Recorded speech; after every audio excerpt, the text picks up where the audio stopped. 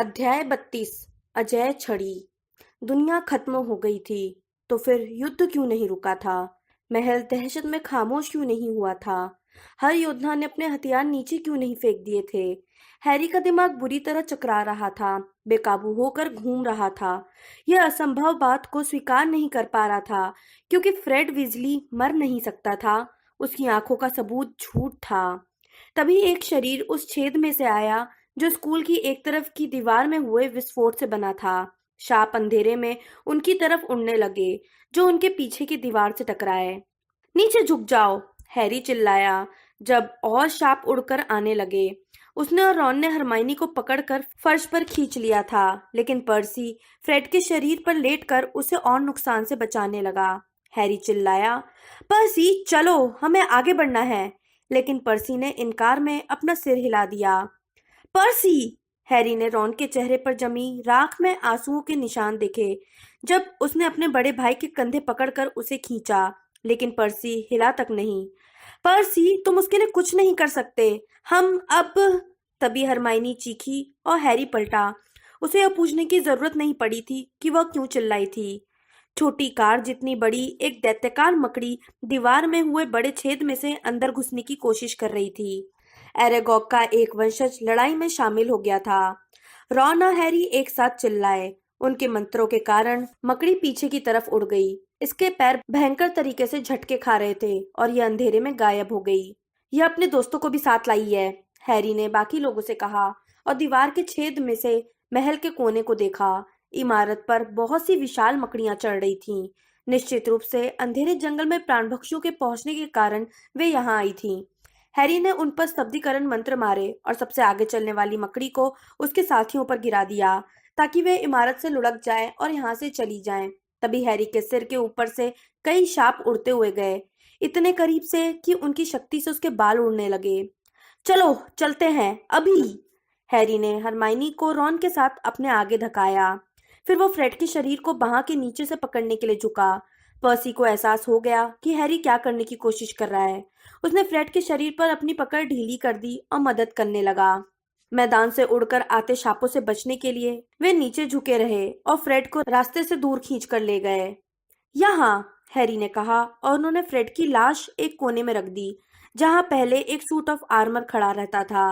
वह फ्रेड की ओर एक पल भी देखना गवारा नहीं कर सकता था।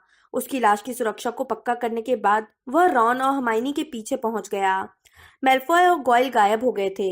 गलियारा अब धूल और मलबे से भरा था। खिड़कियों के कांच काफी पहले ही टूट चुके थे। हैरी ने गलियारे में कई लोगों को आगे पीछे भागते देखा। वह नहीं जानता था कि वे दोस्त हैं या दुश्मन। मोड़ पर मुड़ते हुए पर्सी सांड की तरह गरजा, रोकवुड! फिर वह एक लंबे आदमी की दिशा में भागा जो दो प्राण पक्षियों का पीछा कर रहा था। हैरी, यहाँ अंदर! हरमाइनी चिल्लाई। उसने रॉन को एक दरवाजे के पीछे खींच लिया। ऐसा लग रहा था जैसे वे कुश्ती लड़ रहे हों। एक पल के लिए तो हैरी ने सोचा कि वे दोबारा गले मिल रहे हैं। फिर उसने देखा कि हरमाइनी रॉन को रोकने की कोशिश कर रही थी, जो भागकर पर्सी के पीछे जाना चाहता था। मेरी बात सुनो, सुनो रॉन! मैं मदद करना चाहता हूँ। मैं प्राणभक्षियों को मारना चाहता हूँ। उसका चेहरा विकृत था और धूल तथा धुएं से लथपथ था। वह बहुत गुस्से और दुख के मारे कांप रहा था। रॉन, सिर्फ हम लोग ही इसे खत्म कर सकते हैं। प्लीज रॉन, हमें सांप तक पहुंचना होगा। हमें सांप को मारना होगा, हरमाइनी ने कहा। लेकिन हैरी जानता था कि रॉन को कैसा महसूस हो रहा होगा। आखिरी हॉर्क्रक्स नष्ट करने से उसे प्रतिशोध की संतुष्टि नहीं मिलेगी। हैरी खुद भी फ्रेड की जान लेने वाले लोगों से लड़ना चाहता था, उन्हें सजा देना चाहता था। वह वीजली परिवार के बाकी सदस्यों को खोजना चाहता था और सबसे बढ़कर यह सुनिश्चित करना चाहता था कि जिनी को कुछ ना हुआ हो। लेकिन वह इस विचार को अपने दिमाग में नहीं आने देगा। हम लड़ेंगे, हरमाइनी ने कहा। हमें उस सांप तक पहुंचने के लिए लड़ना ही पड़ेगा, लेकिन हमें इस वक्त लक्ष्य पर से नजर नहीं हटानी चाहिए। सिर्फ हम लोग ही इस लड़ाई को खत्म कर सकते हैं। वह रो रही थी और बोलते समय उसने अपना चेहरा अपनी फटी और जली आस्तीन पर पोंछा। उसने खुद को शांत करने के लिए गहरी सांसें ली। फिर वह रॉन को कसकर पकड़ती हुई हैरी की तरफ मुड़ी। तुम्हें पता लगाना है कि वोल्डेमॉर्ट कहाँ है, क्योंकि सांप भी उसी के पास होगा, है ना? पता लगाओ हैरी, उसके भीतर देखो। यह इतना आसान क्यों था? क्योंकि उसका निशान घंटों से जल रहा था और उसे वोल्डेमॉर्ट के विचार दिखाने के लिए उत्सुक था। उसने हरमाइनी के कहने पर अपनी आंखें बंद कर ली। तत्काल युद्ध की चीखें, धमाके और बाकी सारी आवाजें डूब गईं तथा धीमी हो गई, जैसे वह दूर खड़ा हो, उनसे बहुत दूर। वो एक वीरान लेकिन जाने पहचाने कमरे में खड़ा था, जिसकी दीवारों से वॉलपेपर उखड़ रहा था और एक को छोड़कर बाकी सभी खिड़कियां पट्टियों से बंधी थी। महल पर हमले की आवाजें दबी हुई और दूर थीं। इकलौती खुली खिड़की से महल में होने वाले रोशनी के धमाके दिख रहे थे। कमरे के भीतर अंधेरा था और वहां तेल का सिर्फ एक दिया जल रहा था। वह अपनी छड़ी उंगलियों के बीच घुमा रहा था और उसे देख रहा था। वह महल के एक कमरे के बारे में सोच रहा था, खुफिया कमरे के बारे में, जिसे सिर्फ उसी ने खोजा था। वह कमरा जिसे तहखाने की तरह खोजने के लिए आपको चतुर और चालाक होना होता है। उसे यकीन था कि लड़का कभी मुकुट नहीं खोज पाएगा। हालांकि डंबलडोर की कठपुतली उसकी उम्मीद से आगे तक पहुंच गई थी, बहुत आगे तक। मालिक, एक हताश और टूटी हुई आवाज आई। वह मुड़ा। लूसियस मेल्फॉय सबसे अंधेरे कोने में बैठा था। वह फटे हाल था और उसके शरीर पर सजा के निशान अब भी दिख रहे थे, जो उसे हैरी के उसके घर से भागने के बाद मिली थी। उसकी एक आंख बंद और फूली दिख रही थी। मालिक, प्लीज, मेरा बेटा। लूसियस, अगर तुम्हारा बेटा मर जाता है तो इसमें मेरी कोई गलती नहीं है। नागशक्ति हाउस के बाकी विद्यार्थियों की तरह वह मेरे पास नहीं आया और मेरे दल में शामिल नहीं हुआ। शायद उसने हैरी पॉटर से दोस्ती करने का फैसला कर लिया होगा। नहीं, कभी नहीं, मेल्फॉय ने फुसफुसाकर कहा। ऐसी ही उम्मीद करो। मालिक, क्या आपको यह डर नहीं है कि पॉटर आपके बजाय किसी और के हाथों मर सकता है? मेल्फॉय ने कांपती आवाज में पूछा। क्या इसमें मुझे माफ कीजिए, ज्यादा समझदारी नहीं होगी कि हम इस लड़ाई को रोक दें और आप खुद महल में दाखिल होकर उसे खोजें? नाटक मत करो लूसियस। तुम लड़ाई इसलिए रुकवाना चाहते हो ताकि तुम अपने बेटे के हाल चाल मालूम कर सको। देखो, मुझे पॉटर को खोजने की जरूरत नहीं है। रात खत्म होने से पहले पॉटर मुझे खोजता हुआ खुद आएगा। वोल्डेमॉर्ट ने एक बार फिर अपनी उंगलियों में पकड़ी छड़ी को देखा। इससे वो परेशान हो रहा था और जो चीजें लॉर्ड वोल्डेमॉर्ट को परेशान करती हैं, उन्हें ठीक कर दिया जाता है। जाकर स्नेप को बुलाओ। स्नेप, मालिक? स्नेप को अभी बुला कर लाओ। मुझे उसकी जरूरत है। मुझे उससे एक सेवा चाहिए। जाओ। डरा हुआ लूसियस धुंधली रोशनी में थोड़ा लड़खड़ाता हुआ कमरे से बाहर चला गया। वोल्डेमॉर्ट वहीं खड़ा रहा और अपनी उंगलियों के बीच छड़ी घुमाकर उसकी तरफ देखता रहा। यही इकलौता तरीका है नगीनी, उसने धीरे से कहा और मुड़कर देखा। वहां एक बड़ा मोटा सांप अब हवा में लटका हुआ था और अपने लिए वोल्डेमॉर्ट द्वारा जादू से बनाई सुरक्षित जगह पर आराम से अपना शरीर हिला रहा था। यह सितारे भरी पारदर्शी जगह पिंजरे से थोड़ी बड़ी थी। आ भरते हुए हैरी अपनी दुनिया में वापस लौटा और उसने अपनी आंखें खोली। उसके कानों में तत्काल युद्ध के धमाकों, विस्फोटों और चीखने चिल्लाने की आवाजें आने लगी। वह चीखती हवेली में है। सांप उसके साथ है। सांप के चारों तरफ जादुई सुरक्षा है। उसने अभी अभी लूसियस मेल्फॉय को भेजकर स्नेप को बुलवाया है। वोल्डेमॉर्ट चीखती हवेली में बैठा है? हरमाइनी तैश में बोली। वह लड़ भी नहीं रहा है। उसे नहीं लगता है कि उसे लड़ने की जरूरत है, हैरी ने कहा। वह सोचता है मैं खुद उसके पास जाऊंगा। लेकिन क्यों? वह जानता है कि मैं हॉर्क्रक्सों के पीछे पड़ा हूँ। वह नगीनी को अपने करीब रख रहा है। साफ जाहिर है कि नगीनी तक पहुंचने के लिए मुझे उसके पास जाना होगा। ठीक है, रॉन ने अपने कंधे तानते हुए कहा।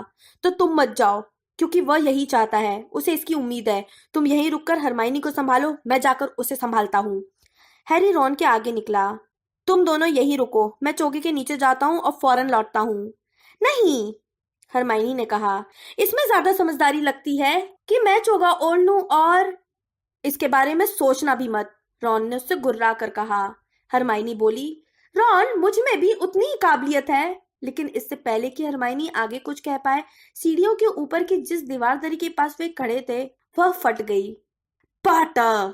दो नकाबपोश प्राणभक्षी वहां खड़े थे, लेकिन उनकी छड़ियां तन पाती इससे पहले ही हरमाइनी चिल्लाई। सीढ़ी ढाल! उनके पैर के नीचे की सीढ़ी ढाल में बदल गई और हरमाइनी, हैरी तथा रॉन इस पर सरसराते हुए नीचे पहुंच गए। वे अपनी गति पर काबू नहीं कर पाए, लेकिन इसके बावजूद इतनी तेजी से फिसले कि प्राणभक्षियों के स्तब्धीकरण मंत्र उनके सिर के बहुत ऊपर से गुजरे। वे नीचे की छिपी दीवार धरी से निकले और सामने वाली दीवार से टकरा गए। पाषाणों! हरमाइनी चिल्लाई और दीवार दरी की तरफ इशारा किया। वहां पर टकराने की दो तेज आवाजें आईं। दीवार दरी पत्थर की बन गई थी, इसलिए उनका पीछा कर रहे प्राणपक्षी इससे टकराकर गिर गए। पीछे हटो, रॉन चिल्लाया। वह, हैरी और हर्माइनी एक दरवाजे से टिककर बाल बाल बचे। धड़धड़ाती डेस्कों का रेवड़ उनके पास से तेजी से निकल रहा था, जिसे प्रोफेसर मैगोनिकल निर्देश देकर भगा रही थीं। प्रोफेसर मैगोनिकल का ध्यान उन तीनों की तरफ नहीं गया। उनके बाल खुल गए थे और उनके गाल पर एक घाव था। मोड़ पर मुड़कर वे चिल्लाई, हमला करो। हैरी, तुम चोगा ओढ़ लो, हरमाइनी ने कहा। हमारी चिंता छोड़ो। लेकिन हैरी ने चोगा तीनों पर डाल लिया। हालांकि चोगे के हिसाब से वे अब बहुत ज्यादा बड़े हो गए थे, लेकिन उसे नहीं लगता था कि हवा में भरी इतनी सारी धूल, गिरते पत्थरों और मंत्रों की चकाचौंध में किसी को उनके पैर दिख सकते थे। वे अगली सीढ़ियों पर नीचे की ओर भागे तथा योद्धाओं से भरे गलियारे में पहुंच गए। योद्धाओं के दोनों तरफ लगी तस्वीरें सलाह और प्रोत्साहन दे रही थीं।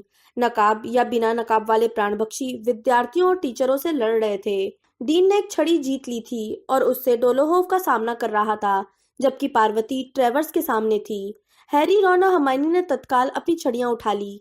वे वार करने के लिए तैयार थे, लेकिन योद्धा इतने ज्यादा हिल रहे थे कि शाप मारने पर अपने ही पक्ष के व्यक्ति के घायल होने की प्रबल संभावना थी। जब वे वहां खड़े होकर सही मौके की राह देख रहे थे तो एक तेज वी सुनाई दी। हैरी ने ऊपर देखा।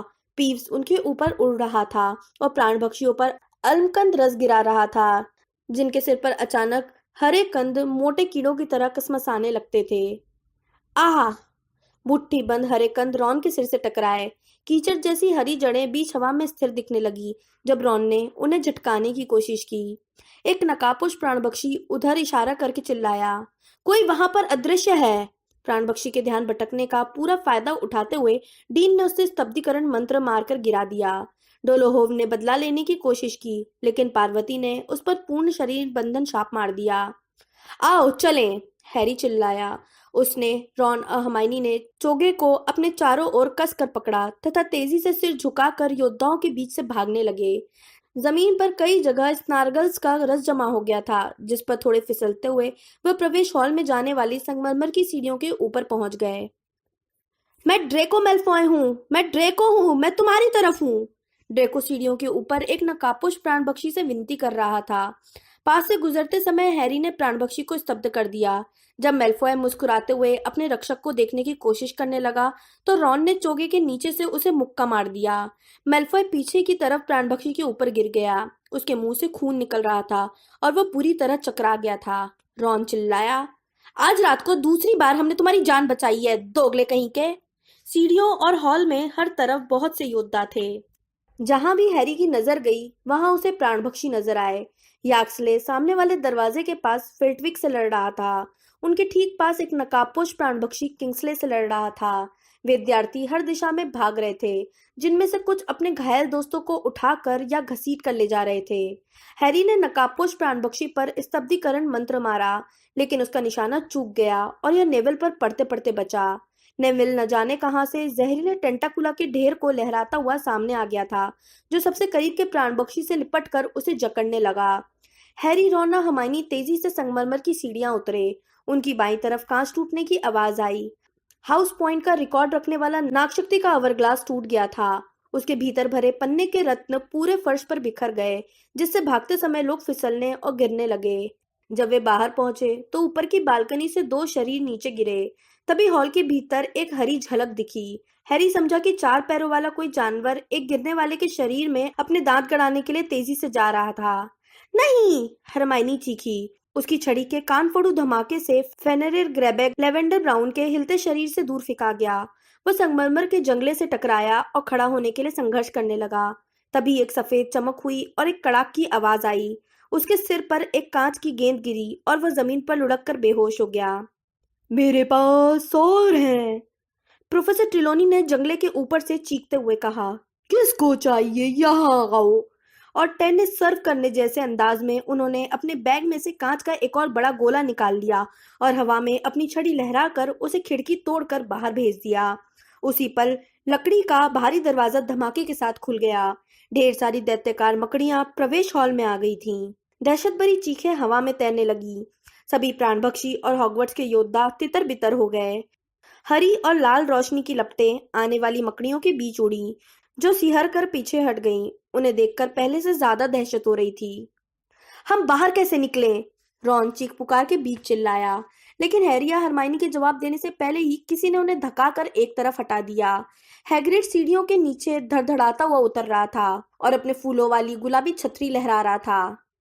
उन्हें चोट मत पहुंचाओ, उन्हें चोट मत पहुंचाओ, वह चिल्लाया। हैग्रिड नहीं! हैरी सब कुछ भूल गया। वह चौकी के नीचे से निकलकर भागा। पूरे हॉल में मंडराते सांपों से बचने के लिए वह काफी झुककर दौड़ रहा था। हैग्रिड लौट आओ! लेकिन वह अभी हैग्रिड के पास आधी दूरी तक भी नहीं पहुंच पाया था कि उसने इसे होते देख लिया। हैग्रिड मकड़ियों के बीच ओझल हो गया और बड़ी तेजी के साथ कुलबुलाती और झुंड बनाती मकड़ियां मंत्रों के आक्रमण से पीछे हट गई। हैग्रिड उनके बीच दिखाई नहीं दे रहा था। हैग्रिड! हैरी ने किसी को अपना नाम पुकारते सुना। उसे परवाह नहीं थी कि वह दोस्त था या दुश्मन। वह तो सामने वाली सीढ़ियों पर भागता हुआ अंधेरे मैदान में जा रहा था। मकड़ियां अपने शिकार के चारों तरफ घेरा कस रही थी और उसे हैग्रिड जरा भी नजर नहीं आ रहा था। हैग्रिड! मकड़ियों के झुंड के बीच से उसे एक विशाल बाह लहराती हुई दिखी, लेकिन जैसे ही वो उस तरफ भागने को हुआ, अंधेरे में झूलते हुए एक विशालकाय पैर ने उसका रास्ता रोक लिया। जमीन कांप गई। हैरी ने ऊपर देखा। उसके सामने एक दानव खड़ा था। 20 फुट ऊंचे इस दानव का सिर अंधेरे में दिख नहीं रहा था। महल के दरवाजे से आती रोशनी में सिर्फ उसकी पेड़ जैसी बालों वाली जांघें दिख रही थी। इसने बड़ी क्रूरता से ऊपर की एक खिड़की पर अपना विशाल मुक्का मारा, जिससे हैरी पर कांच की बारिश हो गई और वह दरवाजे की शरण में आने के लिए मजबूर हो गया। ओह! हरमाइनी चिल्लाई जब वो और रॉन हैरी के पास आए। उन्होंने सिर उठाकर दानव को देखा, जो ऊपर की खिड़की से लोगों को पकड़ने की कोशिश कर रहा था। जब हरमाइनी ने अपनी छड़ी उठाई तो रॉन उसका हाथ पकड़कर चिल्लाया, मत करो! उसे स्तब्ध करने की कोशिश की तो वह आधे महल को चकनाचूर कर देगा। हैगर! ग्रॉप लड़खड़ाता हुआ महल के सामने वाले मोड़ पर आ गया था। अब जाकर हैरी को एहसास हुआ कि ग्रॉप सचमुच छोटे आकार का दानव था। ऊपरी मंजिल पर लोगों को दबोचने की कोशिश कर रहा विशाल दानव ग्रॉप को देखकर गरजा। वो अपने नाटे साथी की तरफ बढ़ा तो पत्थर की सीढ़ियां कांपने लगी। ग्रॉप का तिरछा मुंह खुल गया और आधी ईंट के आकार के पीले दांत दिखने लगे। फिर वे भूखे शेरों जैसे हिंसक अंदाज में एक दूसरे पर झपट पड़े। भागो! हैरी चिल्लाया। दानवों की कुश्ती के कारण अंधेरे में भयंकर गर्जना और मुक्कों की आवाजें गूंजने लगी। हैरी ने हरमाइनी का हाथ पकड़ा और मैदान में जाने वाली सीढ़ियों पर दौड़ने लगा। रॉन सबसे पीछे था। हैरी ने हैग्रिड को खोजने और बचाने की उम्मीद नहीं छोड़ी थी। वो इतनी तेजी से भागा कि अचानक रुकने से पहले वो जंगल की तरफ आधी दूरी तक पहुंच गए थे। उनके चारों तरफ की हवा स्थिर सी हो गई थी। हैरी की सांस उसके सीने में ही अटक गई और ठोस बन गई। अंधेरे में से काली आकृतियां निकल रही थी और महल की तरफ एक विशाल झोंके में उड़कर जा रही थी। उनके चेहरे पर नकाब थे और उनकी सांसों की लड़खड़ाती आवाजें आ रही थीं। रॉन और हरमाइनी उसके करीब आ गए, जब उनके पीछे लड़ने की आवाजें अचानक बंद और खत्म हो गईं। रात में ऐसी खामोशी छा गई थी जो सिर्फ दम पिशाच ही उत्पन्न कर सकते थे। चलो हैरी! हरमाइनी की आवाज जैसे बहुत दूर से आई। पितृदेव उत्पन्न करो हैरी, चलो! उसने अपनी छड़ी उठाई, लेकिन उसके भीतर निराशा भरी हुई थी। फ्रेड चला गया था और हैग्रिड या तो मर रहा था या मर चुका था। और कितने लोग मरे थे, इसका तो उसे अंदाजा ही नहीं था। उसे लग रहा था जैसे उसकी आत्मा उसके शरीर से पहले ही आधी निकल चुकी हो। हैरी, जल्दी! हरमाइनी चिल्लाई। 100 दम पिशाच उनकी तरफ उड़ते हुए आ रहे थे। वे हवा को चूसते हुए हैरी की निराशा के करीब आ रहे थे, जो उन्हें जश्न की तरह लग रही थी। उसने रॉन के पितृदेव यानी सफेद टेरियर कुत्ते को हवा में निकलते देखा, जो हल्के से टिमटिमाया और बुझ गया। उसने हरमाइनी के ऊद-बुलाव को बीच हवा में उड़ते और ओझल होते देखा। उसकी खुद की छड़ी उसके हाथ में कांपी और उसने आने वाली मौत का स्वागत किया। सब कुछ भुलाने का वादा, कोई एहसास नहीं। तभी सफेद खरगोश, लोमड़ी और वराह हैरी, रॉन तथा हरमाइनी के सिरों के पास से गुजरे। इन प्राणियों के सामने आने पर दमपिशाच पीछे हो गए। 3 और लोग अंधेरे से निकलकर उनके पास आ गए थे, जिनकी छड़ियां तनी हुई थी और वे अपने पितृदेव छोड़ चुके थे, लूना, अर्नी और सीमस। यह सही है, लूना ने उत्साह बढ़ाते हुए कहा, जैसे वो आवश्यकता कक्ष में हो और डीए में मंत्रों का सामान्य अभ्यास कर रहे हो। यह सही है। हैरी, चलो कोई खुशी भरी चीज सोचो। कोई खुशी भरी चीज? हैरी ने कहा और उसकी आवाज टूट गई थी। हम अब भी यहाँ हैं, वो फुसफुसाई। हम अब भी लड़ रहे हैं, चलो जल्दी सोचो। एक सफेद चिंगारी निकली, फिर एक कांपती रोशनी, और फिर बहुत ज्यादा कोशिश के बाद हैरी की छड़ी के सिरे से मृग निकला। मृग आगे की तरफ बढ़ा। अब दमपिशाच सचमुच तितर बितर होने लगे थे, और रात एक बार फिर शांत हो गई। लेकिन आसपास चलते युद्ध की तेज आवाजें उसके कानों में पड़ने लगी। तुम्हारा शुक्रिया कैसे अदा कर सकते हैं?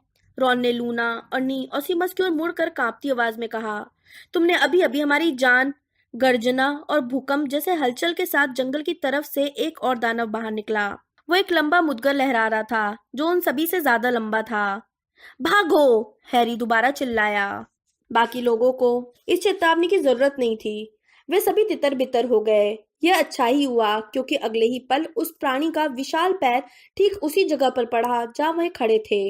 हैरी ने पलट कर देखा। रॉन और हर्माइनी उसके पीछे आ रहे थे, लेकिन बाकी तीनों युद्ध करने के लिए वापस लौट गए थे। हम उसकी पहुंच से दूर जाते हैं, रॉन चिल्लाया जब दानव ने अपना मुद्गर दोबारा लहराया और उसकी गर्जना रात के अंधेरे में उस मैदान में गूंजने लगी जहां लाल और हरी रोशनी की लपटें अंधेरे को चमका रही थीं। लड़ाकू पेड़, हैरी ने कहा, चलो। किसी तरह उसने अपने दिमाग में उन सारी चीजों को बंद और दफन कर दिया जिनके बारे में वह इस वक्त नहीं सोच सकता था। फ्रेड और हैग्रिड की चिंता, महल के बाहर भीतर अपने सभी प्रियजनों के लिए दहशत, इन चीजों की चिंता वह बाद में करेगा, क्योंकि उन्हें दौड़ना था, सांप और वोल्डेमॉर्ट तक पहुंचना था। जैसा हरमाइनी ने कहा था, यह जंग खत्म करने का इकलौता तरीका था। वह दौड़ा और उसे लग रहा था कि वो मौत से भी तेज भाग सकता है। उसने अपने चारों तरफ अंधेरे में उड़ती रोशनी की लपटों और समुद्र जैसी लहराती झील की आवाजों को नजरअंदाज कर दिया। हालांकि हवा नहीं चल रही थी, लेकिन अंधेरे जंगल में से चरमराने की आवाजें आ रही थीं। ऐसा लग रहा था जैसे पूरा मैदान विद्रोह में खड़ा हो गया था। वो इतनी तेजी से भागा जितनी तेजी से जिंदगी में कभी नहीं भागा था। विशाल पेड़ उसी को सबसे पहले दिखा था, जो चाबुक जैसी लहराती शाखाओं से अपनी जड़ों के रहस्य की रक्षा कर रहा था। हाफता हुआ हैरी धीमा हो गया, पेड़ की प्रहार करती शाखाओं से बचा और अंधेरे में इसके मोटे तने की ओर देखने लगा। वह इस पुराने पेड़ के तने के इकलौते घूमड़ को देखने की कोशिश कर रहा था, जिसे दबाने पर पेड़ स्थिर हो जाता था। रॉन और हरमाइनी भी आ गए। हरमाइनी इतनी बुरी तरह हाफ रही थी कि बोल नहीं पा रही थी। कैसे? हम अंदर कैसे जाएं? रॉन ने हाफते हुए कहा। मैं उन जगह को देख सकता हूँ। काश हमारे पास एक बार फिर क्रुकशैंस होती। क्रुकशैंस? हरमाइनी झुककर अपने सीने को पकड़ते हुए आ भरकर बोली। तुम जादूगर हो या घसियारे? ओह ठीक है, हाँ। रॉन ने चारों तरफ देखा और फिर अपनी छड़ी जमीन पर पड़ी एक लकड़ी की तरफ करते हुए बोला, विंगार्डियम लेवियोसा। लकड़ी जमीन से उठकर हवा में घूमी, जैसे आंधी में उड़ रही हो। फिर वह पेड़ की खतरनाक तरीके से लहराती शाखाओं के बीच से तने की तरफ उड़ने लगी। यह जड़ों के पास वाली जगह से टकराई और पेड़ फौरन स्थिर हो गया। बहुत बढ़िया, हरमाइनी ने हाँफते हुए कहा। ठहरो। एक पल के लिए तो हैरी झिझका, जब हवा में युद्ध के धमाके और आवाजें भर गईं। वोल्डेमॉर्ट चाहता था कि वो यह काम करे। वोल्डेमॉर्ट चाहता था कि हैरी उसके पास जाए। क्या वो रॉन और हरमाइनी को वोल्डेमॉर्ट के जाल में फंसाने ले जा रहा है? लेकिन तभी बेरहम सच्चाई ने उस पर प्रहार कर दिया। आगे बढ़ने का इकलौता तरीका नगीनी को मारना था, और नगीनी वही थी जहां वोल्डेमॉर्ट था, और वोल्डेमॉर्ट इस सुरंग के आखिर में था। हैरी, हम आ रहे हैं, बस अंदर पहुंच जाओ, रॉन ने उसे आगे धकाते हुए कहा। हैरी पेड़ की जड़ों में छिपे मिट्टी के गलियारे में रेंग कर घुसा। आज यह पिछली बार से ज्यादा संकरा लग रहा था। सुरंग की छत नीची थी। उन्हें 4 साल पहले इसमें झुककर चलना पड़ता था। अब इसमें रेंगने से ज्यादा कुछ नहीं किया जा सकता था। हैरी सबसे पहले अंदर गया। उसने अपनी छड़ी प्रकाशित कर ली थी। वह किसी भी पल बाधाओं की उम्मीद कर रहा था, लेकिन राह में कोई बाधा नहीं आई। वे खामोशी में आगे बढ़ते रहे। हैरी की निगाह अपने हाथ की छड़ी की लहराती रोशनी पर जमी थी। आखिरकार सुरंग ऊपर की तरफ होने लगी और हैरी को सामने रोशनी का टुकड़ा दिखा। हरमाइनी ने उसके टकने को खींचा। चोगा, वो फुसफुसाई, चोगा ओढ़ लो। हैरी ने अपने पीछे हाथ बढ़ाया और हरमाइनी ने उसके हाथ में चोगा थमा दिया। उसने इसे मुश्किल से अपने ऊपर डाला और बुदबुदाया, अंधकारो। उसकी छड़ी की रोशनी बुझ गई। उसके चोगे को अपने हाथों और घुटनों पर यथासंभव बिना आवाज किए ओढ़ लिया। उसकी सभी इंद्रियां तनाव में थी। हर पर उसे लग रहा था कि उसका भेद खुल जाएगा। उसे एक ठंडी स्पष्ट आवाज सुनाई देगी और हरी रोशनी की चमक दिखाई देगी। फिर उसे ठीक सामने के कमरे से आवाजें सुनाई दी। वे थोड़ी दबी थी क्योंकि सुरंग के सिरे पर खुलने वाली जगह पर एक पुराने बक्से जैसी चीज से रास्ता रुका हुआ था। मुश्किल से सांस लेते हुए हैरी उस जगह के पास पहुंच गया और बक्से तथा दीवार के बीच की छोटी सी दरार में से झांकने लगा। सामने वाले कमरे में हल्की रोशनी थी, लेकिन वह नगीनी को देख सकता था, जो पानी के सांप की तरह लहरा रही थी और बल खा रही थी। वह सितारों भरे हवा में तैरते हुए जादुई गोले में सुरक्षित थी। हैरी को एक टेबल का किनारा दिख रहा था और लंबी उंगलियों वाला एक सफेद हाथ जो छड़ी से खेल रहा था। फिर स्नेप बोला, जिससे हैरी का दिल उछल पड़ा। स्नेप उस जगह से सिर्फ कुछ इंच दूर था जहां वह छिपकर उकड़ू बैठा हुआ था। मालिक, उनका विरोध खत्म हो रहा है और यह तुम्हारी मदद के बिना हो रहा है, वोल्डेमॉर्ट ने अपनी ऊंची स्पष्ट आवाज में कहा। सिवेरियस, हालांकि तुम बहुत निपुण जादूगर हो, लेकिन मुझे नहीं लगता कि अब तुमसे ज्यादा फर्क पड़ेगा। हम अब लगभग वहां पहुंच चुके हैं। लगभग। मुझे लड़की की तलाश करने दे। मैं पॉटर को आपके सामने लेकर आता हूँ।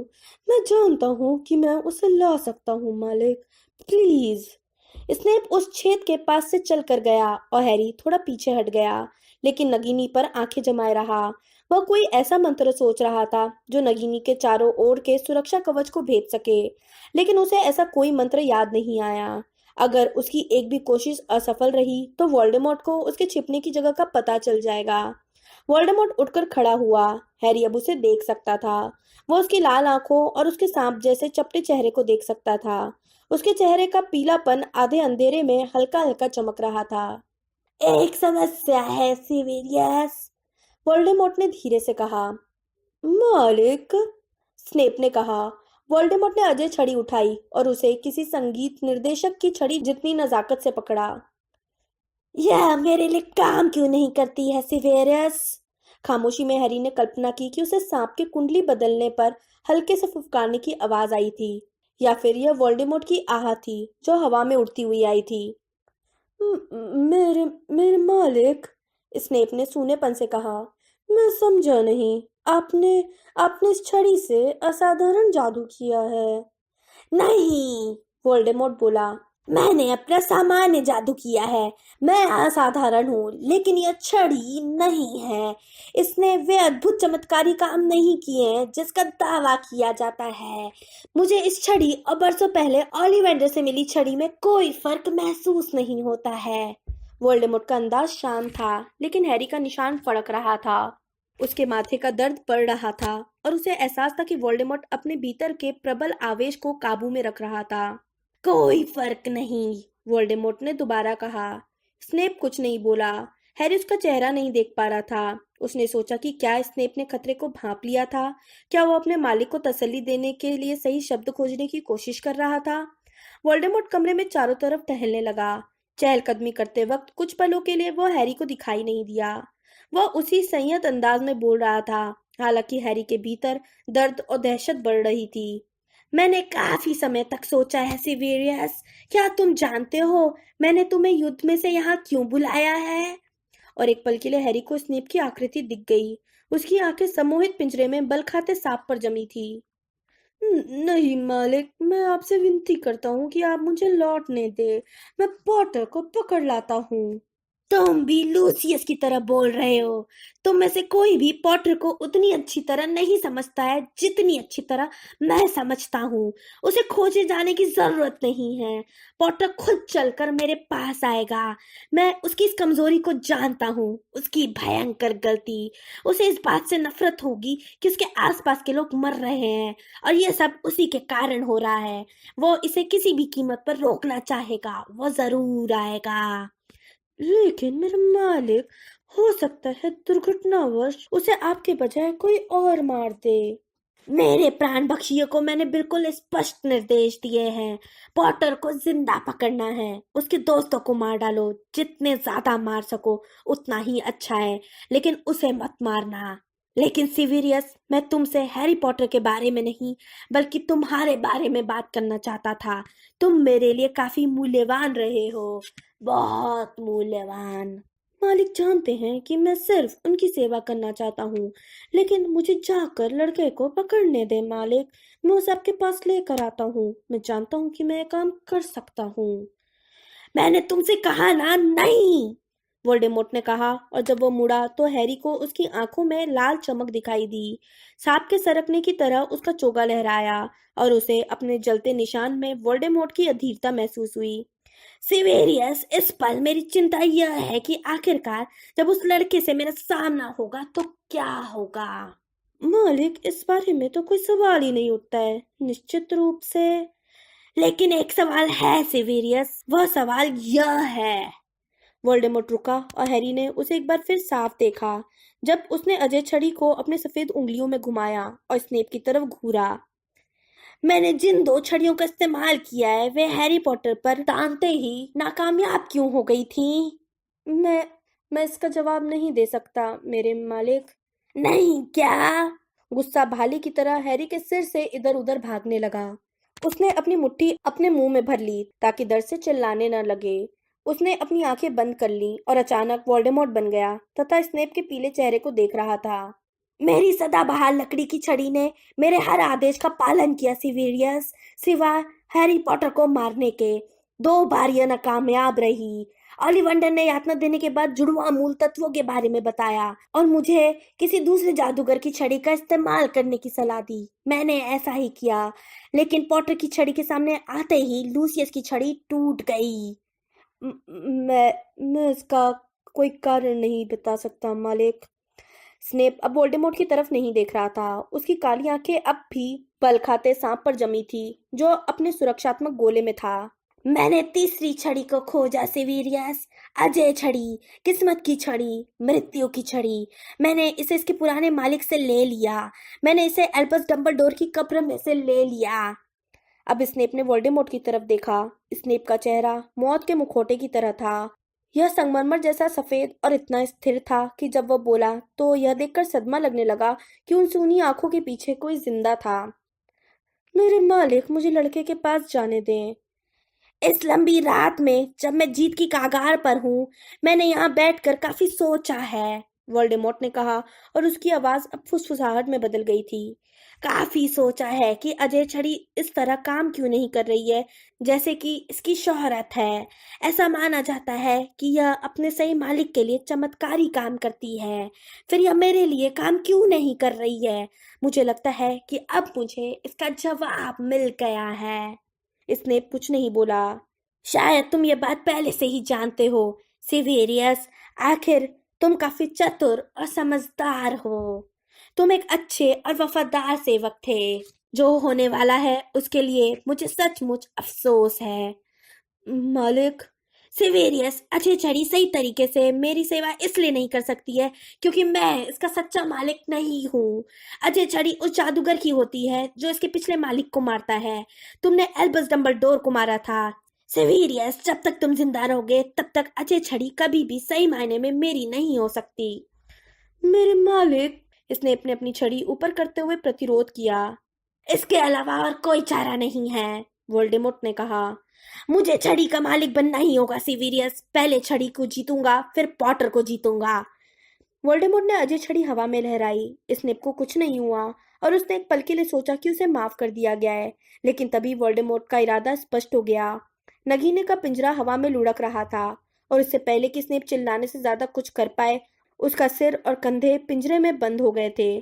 फिर वोल्डेमॉर्ट सर्प भाषा में बोला, जान से मार दो। एक भयंकर चीख सुनाई दी। हैरी ने देखा कि स्नेप के चेहरे का बचा कुचा रंग भी उड़ गया था। यह सफेद हो गया था और इसकी काली आंखें फैल गईं। नगीनी के दांत उसकी गर्दन में गड़े। वह सम्मोहित पिंजरे को दूर नहीं हटा पाया। उसके घुटने लड़खड़ाए और वो फर्श पर गिर गया। मुझे इसके लिए अफसोस है, वोल्डेमॉर्ट ने ठंडेपन से कहा। वह मुड़ा। उसके चेहरे पर कोई दुख, कोई पश्चाताप नहीं था। अब वह इस जगह से बाहर निकलकर मोर्चा संभालेगा। आखिर अब उसके पास एक ऐसी छड़ी थी जो उसके हर आदेश का पालन करेगी। उसने अपनी छड़ी नगीनी के पिंजरे की ओर की, जो स्नेप को छोड़कर ऊपर उठ गया। स्नेप फर्श पर गिर गया। उसकी गर्दन के घाव से खून बह रहा था। वोल्डेमॉर्ट बिना पीछे देखे कमरे से चला गया और नगीनी अपने विशाल सुरक्षात्मक गोले में उसके पीछे तैरने लगी। वापस सुरंग में और अपने दिमाग में लौटकर हैरी ने अपनी आंखें खोली। उसके हाथ में खून निकल आया था। खुद को चिल्लाने से रोकने की कोशिश में वह अपनी उंगलियां चबा रहा था। उसने बक्से और दीवार के बीच से छोटी दरार में से झांक कर देखा। फर्श पर काले जूते में एक पैर कांप रहा था।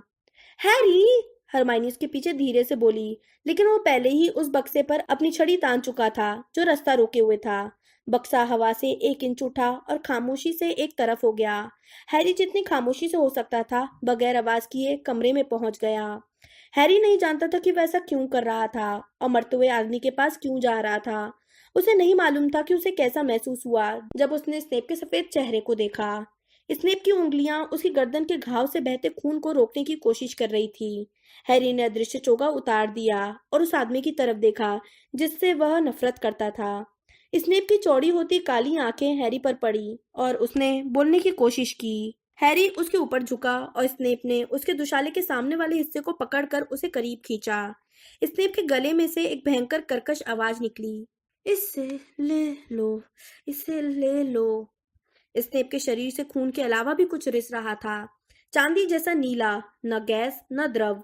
यह उसके मुंह, कानों और आंखों में से बाहर निकल रहा था। हैरी जानता था कि यह क्या है, लेकिन यह नहीं जानता था कि वह क्या करे। हरमाइनी ने हवा में से एक पतली गर्दन वाली बोतल उत्पन्न की और हैरी के कांपते हाथों में थमा दी। हैरी ने चांदी जैसे रंग के पदार्थ को अपनी छड़ी से उठाकर इसमें डाला। वह बोतल पूरी भर गई और स्नेप को देखकर ऐसा लगने लगा था जैसे उसमें अब खून नहीं बचा है। तो हैरी के दुशाले पर उसकी पकड़ ढीली हो गई। वह फुसफुसाकर बोला, मेरी तरफ देखो। हरी आंखें काली आंखों से मिली, लेकिन एक पल बाद ही काली आंखों की गहराई में कोई चीज गायब हो गई, जिससे वे सूनी और खाली हो गई। हैरी के हाथ को थामने वाला हाथ फर्श पर गिर गया और स्नेप दोबारा नहीं हिला।